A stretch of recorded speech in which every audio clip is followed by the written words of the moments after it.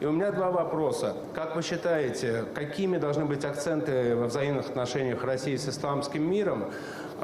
И второй вопрос. Можно ли сказать то, что мусульмане всего мира смотрят на Казань, Татарстан, Россию и принимают эту модель, каким должен быть ислам в современном мире? Спасибо.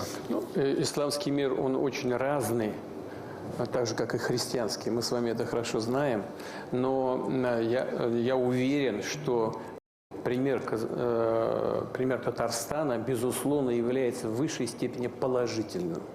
И многие мои коллеги из стран с преимущественным исламским населением обращают на это внимание и смотрят на тот опыт, положительный опыт сосуществования людей разных национальностей, религий, который нам демонстрирует Татарстан.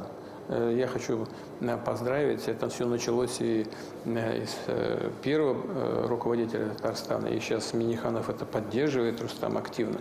Не случайно, мне кажется, что столица Татарстана выбрана центром проведения будущих крупных международных мероприятий по линии Организации исламского сотрудничества.